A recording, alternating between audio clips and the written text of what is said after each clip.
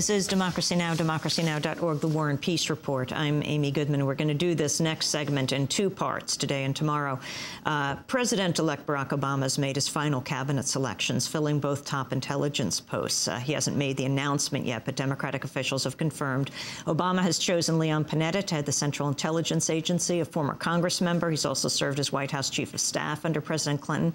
Many observers call him a surprise pick because of limited intelligence experience and his public opposition to the Bush administration's policy on torture. Some top Democrats suggest they might oppose Panetta. We also have learned, along with everyone else in the country, that the top intelligence chief will be Dennis Blair. Dennis Blair is the former head of Pacific Command, the former commander of the U.S. military forces in the Pacific. He's tapped to become the Director of National Intelligence, the nation's top intelligence job, overseeing 16 agencies. Blair played a critical role in backing the Indonesian occupation of East Timor during the 90s. We're joined right now by Alan Nairn, award-winning investigative journalist who's reported on Indonesia for many years, and particularly during this critical time in the 1990s.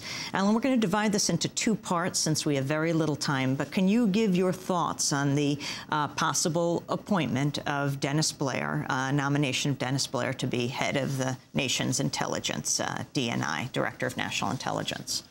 Well, Admiral Blair was involved in supporting the Indonesian armed forces as they were massacring churches in East Timor, as they were killing civilians in 1999 in the run-up to a UN-sponsored free election.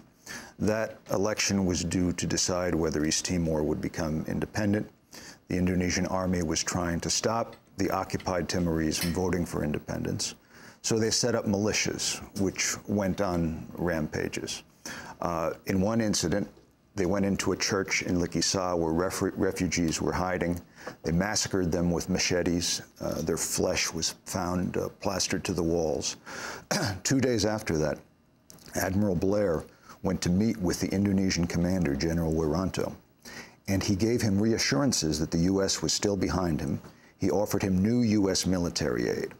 And even though Blair had been told by the State Department and the White House to tell Wiranto to stop the massacres, Blair did not do that. This is according to classified U.S. cables, which I obtained in 1999 and reported in the Nation magazine. After that, when people at the State Department heard about what Blair had done, he was told to talk to Wiranto again. He again spoke to Wiranto on the phone, and again reassured him, offered him new U.S. military aid. Blair even offered Wiranto aid for the specific unit, the BRIMOB, the paramilitary police, who had gone into that church as they chopped up the refugees and chopped up the clergy who were hiding there. General Wiranto, naturally, took this as reassurance. He escalated the attacks. Wiranto was later indicted for crimes against humanity. Blair has not been held to account.